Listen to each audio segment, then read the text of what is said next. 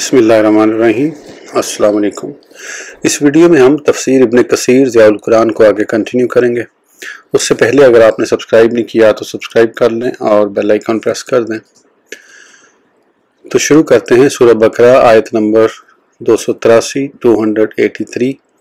وَإِن كُنتُمْ عَلَى سَفَرٍ وَلَمْ تَجِدُوا كَاتِبًا فَرِهَانٌ مَقْبُوضَاتٌ فَإِنْ آمِنَ بَعْضُكُمْ بَعْضًا فَلْيُؤَدِّ الَّذِي اؤْتُمِنَ أَمَانَتَهُ وَلْيَتَّقِ اللَّهَ رَبَّهُ وَلَا تَكْتُمُوا الشَّهَادَةَ وَمَن يَكْتُمْهَا فَإِنَّهُ آثِمٌ قَلْبُهُ وَاللَّهُ بِمَا تَعْمَلُونَ عَلِيمٌ۔ ترجمہ: اور اگر تم سفر میں ہو اور نہ پاؤ کوئی لکھنے والا تو کوئی چیز گروی رکھ لیا کرو اور اس کا قبضہ دے دیا کرو۔ پھر اگر اعتبار کر لے کوئی تم میں سے دوسرے پر، پس چاہیے کہ ادا کر دے وہ جس پر اعتبار کیا گیا ہے اپنی امانت کو، اور ضروری ہے کہ ڈرتا رہے اللہ سے جو اس کا رب ہے، اور مت چھپاؤ گواہی کو، اور جو شخص چھپاتا ہے اسے تو یقیناً گناہگار ہے۔ اس کا ضمیر اور اللہ تعالیٰ جو کچھ تم کرتے ہو خوب جاننے والا ہے۔ تفسیر: وَإِن كُنتُمْ عَلَى سَفَرٍ، اگر تم سفر پر ہو اور دوران سفر قرض لینے کی حاجت پیش آ جائے اور پھر لکھنے والا نہ ملے، یا لکھنے والا تو ہو لیکن دوات نہ ہو، تو اس صورت میں قرضہ لینے والا صاحب حق کے پاس کوئی چیز گروی رکھ دے۔ مقبوضاتن کے الفاظ سے استدلال کیا گیا ہے کہ رہن جب تک قبضے میں نہ آ جائے تو لازم نہیں ہوتا۔ یہ امام شافعی اور جمہور علماء کا مذہب ہے۔ بعض علماء کا خیال ہے کہ رون کا مرتہن کے ہاتھ میں مقبوض ہونا ضروری ہے۔ یہ امام احمد بن حنبل اور کئی دوسرے علماء کا مذہب ہے، اور بعض بزرگوں نے اس سے استدلال کیا ہے کہ رہن صرف سفر کی حالت میں جائز اور مشروع ہے، اور یہ امام مجاہد اور بعض دوسرے مفسرین کرام کا مذہب ہے۔ حضرت انس روایت کرتے ہیں کہ رسول اللہ صلی اللہ علیہ وسلم کا جب وصال ہوا تو آپ کی ذرا ایک یہودی ابو شہم کے پاس 30 وسق جو کہ بدلے گروی تھی، جو آپ نے گھر والوں کے خردنوش کے لیے تھے۔ فَإِنْ آمَنَ بَعْضُكُمْ بَعْضًا، حضرت ابو سعید خدری روایت کرتے ہیں ان کلمات نے ما قبل کے حکم کو منسوخ کر دیا۔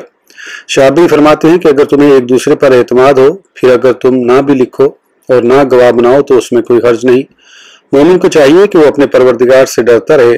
حضرت سمرہ روایت کرتے ہیں کہ ہاتھ پر اس چیز کا بوجھ رہتا ہے جو اس نے لی ہے، یہاں تک کہ وہ اسے واپس کر دے۔ وَلَا تَكْتُمُوا الشَّهَادَةَ، گواہی نہ چھپاؤ اور نہ ہی اس میں خیانت کرو۔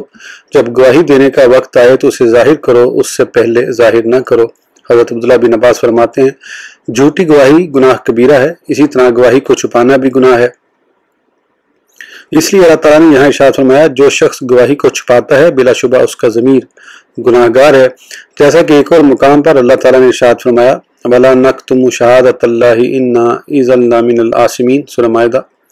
اور ہم نہیں چھپائیں گے اللہ کی گواہی کو، اگر ہم ایسا کریں تو یقیناً ہم اس پر گناہ گاروں میں شمار ہوں گے۔ اور ایک مقام پر گواہی کی اہمیت کو بیان کرتے ہوئے ارشاد فرمایا یا ایھا الذین آمنوا کونوا قوامین بالقسط، سورہ نساء۔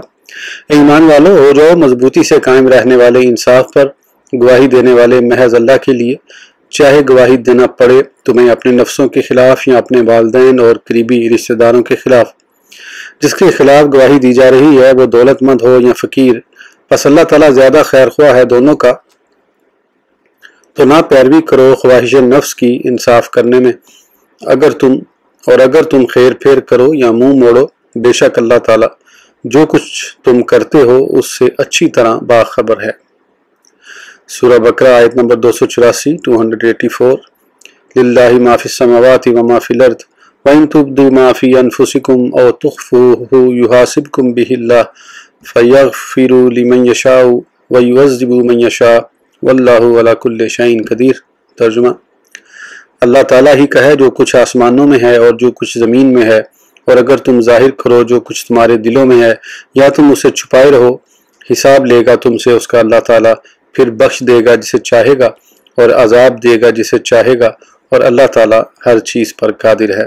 تفسیر: للہ ما فی السماوات وما فی الارض، یہاں اللہ تعالیٰ نے بیان فرمایا ہے وہ زمین و آسمان اور ان میں پائی جانے والی ہر چیز کا مالک ہے، اس پر کوئی چیز مخفی نہیں، وہ ہر چیز کو جانتا ہے، خواہ وہ کتنی ہی پوشیدہ کیوں نہ ہو۔ اور یہ بھی بیان فرمایا ہے کہ وہ اپنے بندوں کا محاسبہ فرمائے گا اور ان کے تمام ظاہری و باطنی افعال و اعمال کا حساب لے گا، جیسا کہ ایک دوسرے مقام پر ارشاد فرمایا قُلْ إِن تُخْفُوا مَا فِي صُدُورِكُمْ और तुब्दुहु यालमुहुल्लाह व यालमु मा फिस समावाति व मा फिल अर्द वल्लाहु अला कुल्लि शैइन कदीर। सूरह आल इमरान। फरमा दीजिए, अगर तुम छुपाओ जो कुछ तुम्हारे सीनों में है या जाहिर करो, उसे जानता है उसे अल्लाह ताला, और जानता है जो कुछ आसमानों में है और जो कुछ ज़मीन में है, और अल्लाह ताला हर चीज़ पर कादिर है। और एक मुकाम पर इसी मफ़हूम को इस तरह बयान फरमाता है, फ़इन्नहु यालमुस सिर्रा व अख़फ़ा। सूरह ताहा। वो तो बिलाशुबा जानता है राजों को भी और दिल के भेदों को भी। इस मफ़हूम की बहुत सी आयात हैं। यहाँ अल्लाह ताला ने जहाँ अपने इल्म के बारे में ख़बर दी है, वहाँ ये भी बयान किया है कि वो आमाल का मुहासबा भी करेगा। जब ये आयत करीमा नाजिल हुई तो सहाबा कराम पर उसका बहुत असर हुआ, क्योंकि अल्लाह ताला ने इस आयत करीमा में बयान फरमाया है कि वो अपने बंदों के हर छोटे बड़े आमाल का मुहासबा करेगा, और ये उनकी कुव्वत ईमान और हद दर्जा ईकान की निशानी है।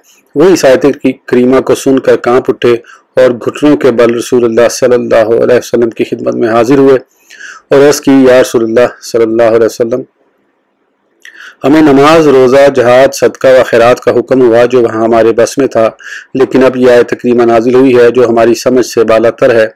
तो रसूलुल्लाह सल्लल्लाहु अलैहि वसल्लम ने इरशाद फरमाया, क्या तुम यहूद व नसारा की तरह कहना चाहते हो कि हमने अल्लाह का हुक्म सुना और उसकी नाफरमानी की, बल्कि ये कहो हमने अल्लाह का हुक्म सुना और उसकी अताअत की। ऐ हमारे परवरदिगार, हम तेरी मग़फ़िरत के तलबगार हैं और हमने तेरी तरफ ही लौट कर आना है। जब सहाबा कराम ने आपका यह हुक्म तस्लीम कर लिया, उनकी ज़ुबान पर यह कलमात जारी हो गए। उसके बाद अल्लाह ताला ने यह आयत करीमा नाज़िल फरमाई, ईमान लाया ये रसूल करीम इस किताब पर जो उतारी गई उसकी तरफ उसके रब की तरफ से, और ईमान लाए मोमिन ये सब दिल से मानते हैं अल्लाह और उसके फरिश्तों को, उसकी किताबों को और उसके रसूलों को। नीस कहते हैं हम फ़र्क नहीं करते किसी में उसके रसूलों से। और उन्होंने कहा, हमने सुना और हमने अताअत की, हम तालिब हैं तेरी बख्शिश के ए हमारे रब, और तेरी तरफ ही हमने लौटना है। यह आयत करीमा नाज़िल फरमा कर अल्लाह ताला ने सहाबा कराम की इस परेशानी को दूर कर दिया। इसे इमाम मुस्लिम ने अपनी सही में हज़रत अबू हुरैरा रज़ियल्लाहु अन्हु से भी रिवायत किया है।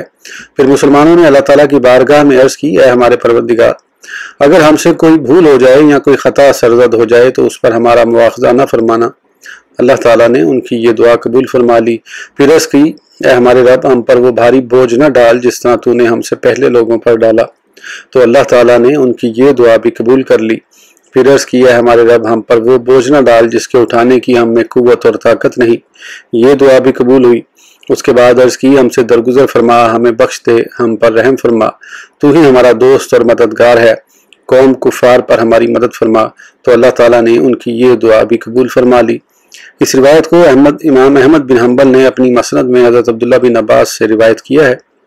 हज़रत मुजाहिद फरमाते हैं कि मैं हज़रत अब्दुल्ला बिन अब्बास की खिदमत में हाजिर हुआ और अर्ज़ की कि मैं एक दिन हज़रत उमर के पास बैठा हुआ था। उन्होंने ये आयत करीमा इन तुब्दू मा फी अनफुसिकुम तलावत फरमाई और बहुत रोए। तो हज़रत इब्ने अब्बास रज़ियल्लाहु अन्हु ने फरमाया, हाँ, जब ये आयत करीमा नाजिल हुई थी तो सहाबा कराम बड़े गमगीन हुए थे और उन्होंने रसूलुल्लाह सल्लल्लाहु अलैहि वसल्लम से अर्ज़ की, या रसूलुल्लाह सल्लल्लाहु अलैहि वसल्लम, हम तो हलाक हो जाएंगे, हमारे अमल और ज़ुबान का मुआख़ज़ा हमारे बस में है, लेकिन हमारे दिल हमारे बस में नहीं।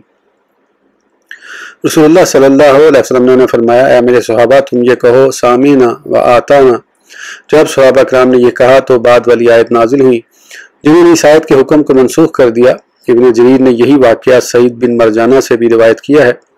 उसमें ये भी अल्फाज हैं कि हज़रत अब्दुल्ला बिन अब्बास ने फरमाया, चूँकि दिल के वसवसे पर इंसान का बस नहीं होता, इसलिए अल्लाह ताला ने इसके मुआख़ज़े से सिर्फ सरफ़ नज़र कर लिया है। और ये हुक्म फरमाया कि हर शख्स को उसके नेक अमल का अजर मिलेगा और उसके बुरे अमल का वबाल उस पर होगा।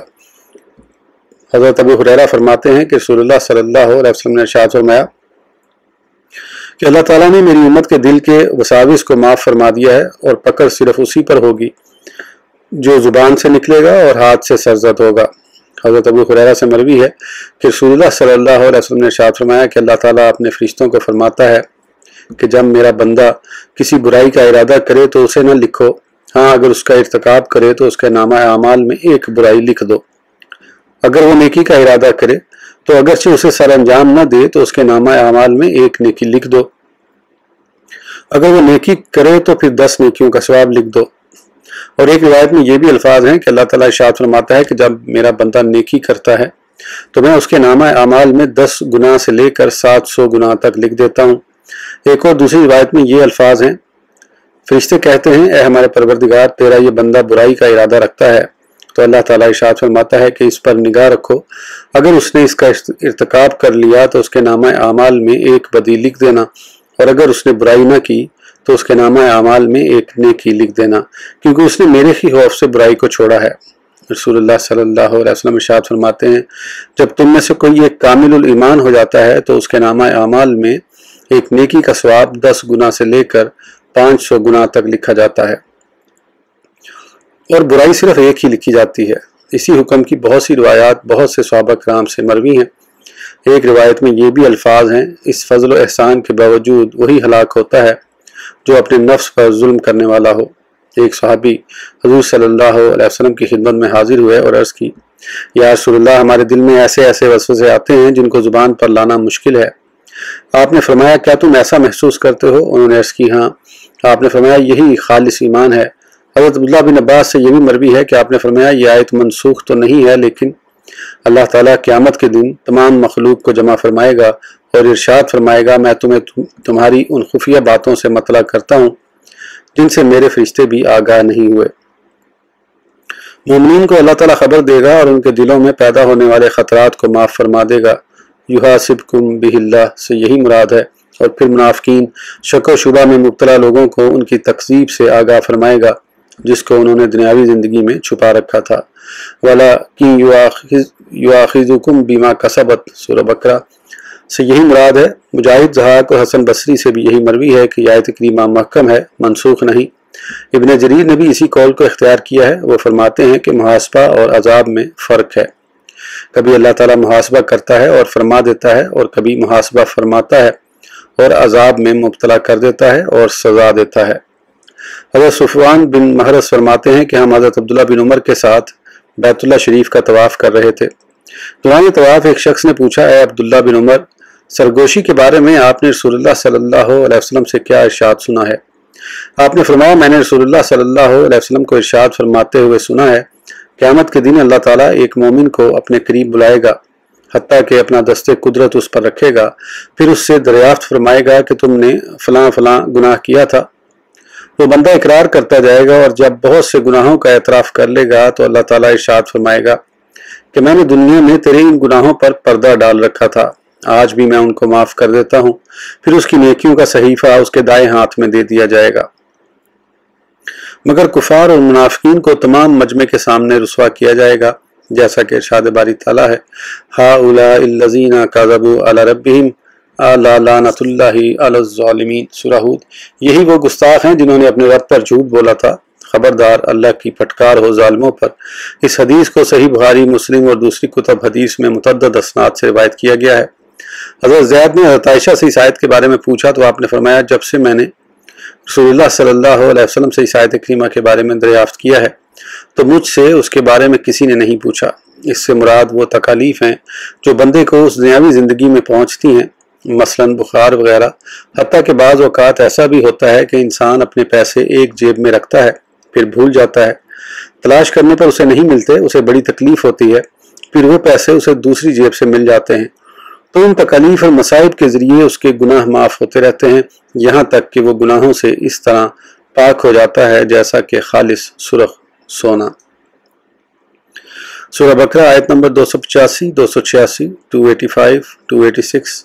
آمن الرسول بما انزل الیہ من ربہ والمؤمنون کل آمن باللہ وملائکتہ وکتبہ ورسولہ لا نفرق بین احد من رسولہ وقالوا سمعنا وآطعنا غفرانک ربنا وإلیک المصیر لا یکلف اللہ نفسا الا وسعها لها ما كسبت وعليها ما اكتسبت ربنا لا تؤاخذنا إن نسينا أو أخطأنا ربنا ولا تحمل علينا إصرا كما حملته على الذين من قبلنا ربنا ولا تحملنا ما لا طاقة لنا به واعف عنا واغفر لنا وارحمنا أنت مولانا فانصرنا على القوم الكافرين۔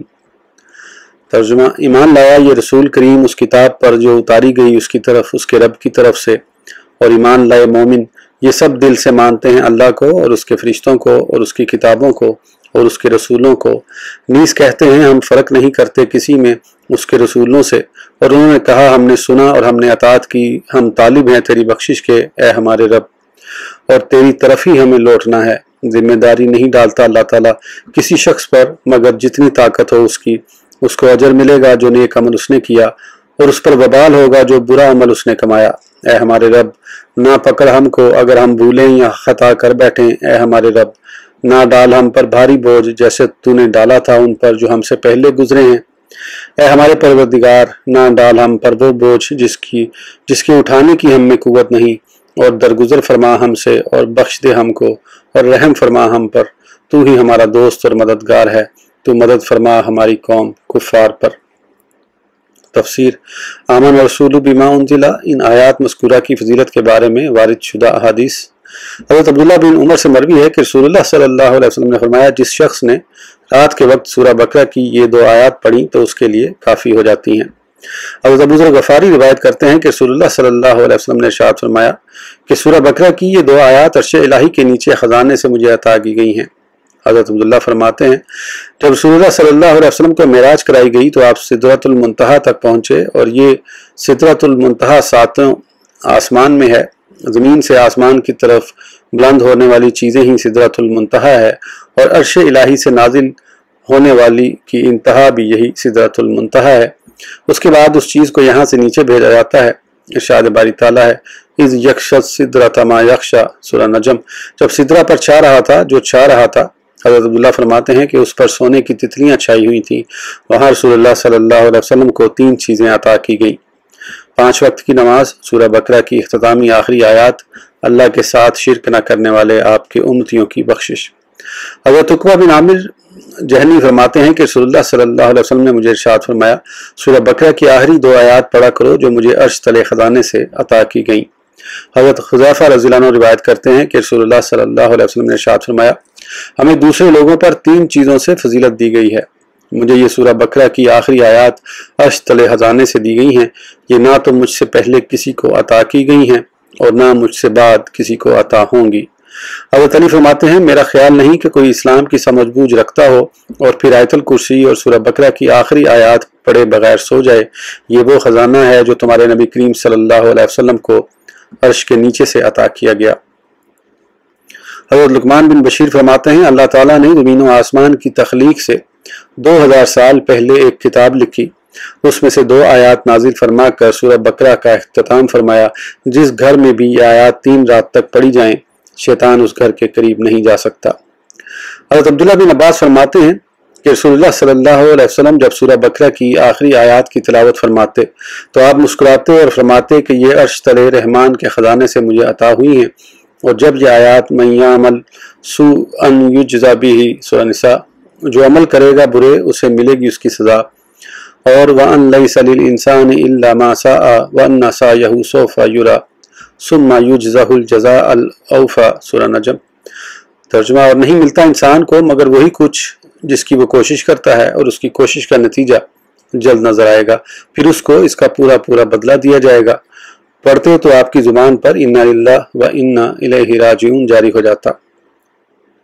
حضرت معقل بن یسار فرماتے ہیں کہ رسول اللہ صلی اللہ علیہ وسلم نے ارشاد فرمایا کہ مجھے سورہ فاتح اور سورہ بقرہ کی آخری آیات عرش کے تلے سے عطا کی گئی ہیں، اور جو باقی مفصل صورتیں ہیں وہ تو نفع میں ملی ہیں۔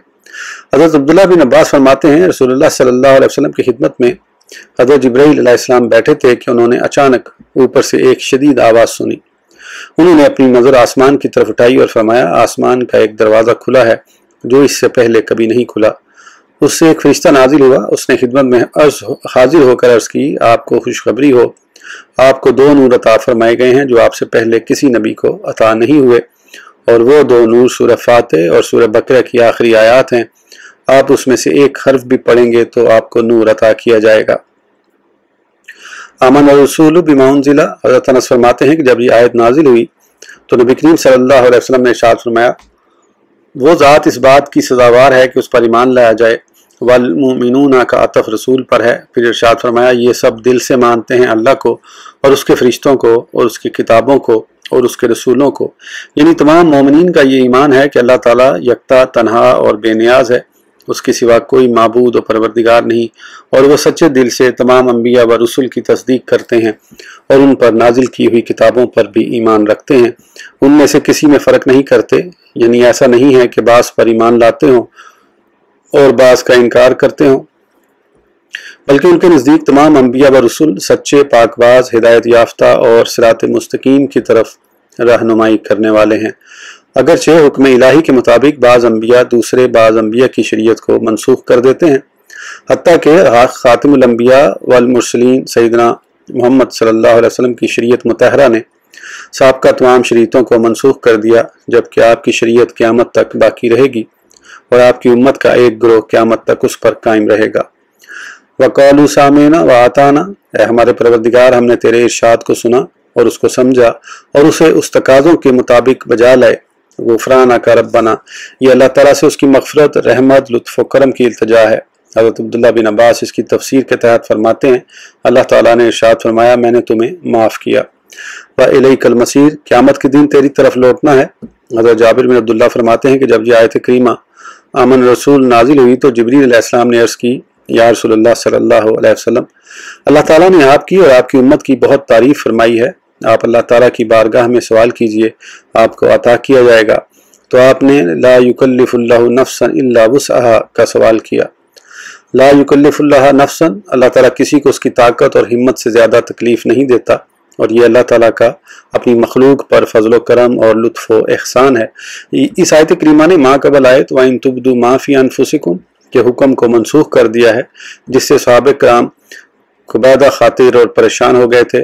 मायने ये है कि अगरचे हिसाब किताब होगा और सवाल भी होगा, लेकिन किसी शख्स को उसके ख्यालात और वसाविस पर अजाब नहीं दिया जाएगा जिसकी वो ताकत नहीं रखता। उसको सज़ा उन्हीं अमाल की मिलेगी जो उसके बस में है, और हदीस पाक में गुजर चुका है कि बुरे वसाविस को नापसंद करना ईमान की निशानी है।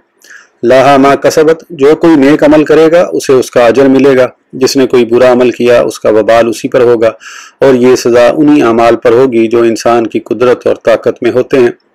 अल्लाह ताला ने अपने बंदों को अपनी बारगाह में सवाल करने की रहनुमाई फरमाई और उसकी कबूलियत का भी वादा फरमाया है, और उन्हें ये तालीम दी है कि वो उसकी बारगाह में इन अल्फाज के साथ दुआ करें, रब्बना ला तुआखिज़ना, ऐ हमारे रब, अगर हम भूल जाएं या ख़ता कर बैठें हमारा मुआखज़ा न करना। यानी अगर भूल कर कोई फ़र्ज छूट जाए या किसी हराम चीज़ का इर्तिकाब हो जाए या हुक्म शरई से नावाकिफ़ होने की वजह से कोई गलत काम कर बैठें तो हमारी पकड़ न फरमाना। इससे पेशतर सही मुस्लिम की हदीस गुजर चुकी है कि अल्लाह ताला ने इसके जवाब में फरमाया था कि मैंने उसे कबूल किया और मैंने यही किया। हज़रत अब्दुल्लाह बिन अब्बास से मरवी है कि रसूलुल्लाह सल्लल्लाहु अलैहि वसल्लम ने इरशाद फरमाया, अल्लाह ताला ने मेरी उम्मत को ख़ता और नसियान माफ़ फरमा दिया है, और अगर कोई काम उनसे ज़बरदस्ती या बहालत मजबूरी कराया गया तो उसे भी माफ़ फरमा दिया है। यही हज़रत उम्मे दर्दा से थोड़े से इख्तलाफ के साथ मरवी है। रावी हदीस अबू बकर हज़ली फरमाते हैं कि मैंने इस हदीस का जिक्र हज़रत हसन बसरी से किया। आपने फरमाया, हाँ हदीस सही है, और फरमाया, क्या तू कुरान नहीं पढ़ता? फिर आपने ये आयत करीमा तिलावत फरमाई, रब्बना वला तहमिल अलैना, ऐ हमारे रब, हम पर भारी बोझ न डाल जैसा तूने उन लोगों पर डाला था जो हमसे पहले गुजरे। यानी हमें मुश्किल अमाल का मुकल्लफ न बना, अगरचे उनको बर्दाश्त करने की हम में ताकत हो, जैसा कि तूने हमसे पहली उम्मतों पर बोझ डाले, वो बोझ जिनको ख़त्म करने के लिए अपने नबी रहमत सल्लल्लाहु अलैहि वसल्लम को मबूस फरमाया और उन्हें वो दीन हनीफ अता करके भेजा जो इंतहाई आसान है। और ये हदीस पहले गुजर चुकी है कि अल्लाह ताला ने इस दुआ को कबूल किया है, रब्बना वला तुहम्मिलना, ऐ हमारे परवरदिगार, हम पर वो बोझ न डाल जिसको उठाने की हम में ताकत नहीं। यानी हमें ऐसे मसाइल और तकलीफ में मुब्तला न कर जो हमारी हिम्मत और बर्दाश्त से बाहर हों। हज़रत मक़बूल फरमाते हैं, इससे मुराद फ़रेब, ग़लबा, शहवत है। अल्लाह ताला ने इस दुआ को भी कबूल फरमाया। वाफ़ु अन्ना, ऐ अल्लाह हमारी उन कोताहियों और लग़ज़िशों को माफ़ फरमा जो तेरे और हमारे दरमियान सरबस्ता हैं, और हमारी इन ख़ताओं को भी माफ़ फरमा जो हमारे और तेरे बंदों के दरमियान हुई। हमारे बुरे अमाल को किसी पर ज़ाहिर न फरमा और हम पर रहम फरमा, यानी हमें अपनी तौफीक से आइंदा गुनाहों से भी बचा। बाज़ बुजुर्ग फरमाते हैं कि गुनाहगार को 3 चीज़ों की ज़रूरत होती है। नंबर 1, अल्लाह ताला उसकी कोताहियों को माफ़ करे जो उसने उसके हक़ में की। नंबर 2, वो उसके गुनाह पर पर्दा डाले ताकि वो उसके बंदों में रुसवा न हो। नंबर 3, अल्लाह ताला उसे अपनी हिफाजत में ले ताकि आइंदा इस किस्म का गुनाह न करे। अल्लाह ताला ने इस दुआ को भी कबूल फरमा लिया। अंत मौलाना, तू ही हमारा दोस्त और मददगार है, हम तुझ पर ही भरोसा करते हैं और तुझ ही से मदद तलब करते हैं। तेरी हिफाजत के बगैर हम बुराई से नहीं बच सकते और ना ही तेरी आनत के बगैर नेकी कर सकते हैं। फंसुरना अलल कौमिल काफिरीन, हमें कुफार पर नुसरत व फतह अता फरमा जो तेरे दीन के मुनकर हैं, तेरी वहदनियत और तेरे नबी की रिसालत और नबूवत का इनकार करते हैं, तुझे छोड़कर गैर की पूजा करते हैं, तेरी इबादत में गैर को शरीक ठहराते हैं। ऐ अल्लाह, दुनिया में हमें उन पर गलबा अता फरमा और आखिरत में उन पर फजीलत अता फरमा। इसके जवाब में भी अल्लाह ताला ने फरमाया, मैंने ये दुआ कबूल की। हज़रत मुआज़ बिन जबल जब इस आयत को ख़त्म करते तो आमीन कहते। सूरह बकरा की तफसीर यहाँ ख़त्म हो गई। अल्हम्दुलिल्लाह, इंशाअल्लाह अगली वीडियो में आगे कंटिन्यू करेंगे। उस वक़्त तक के लिए इजाज़त दीजिए। सब्सक्राइब करना ना भूलें। अल्लाह हाफ़िज़।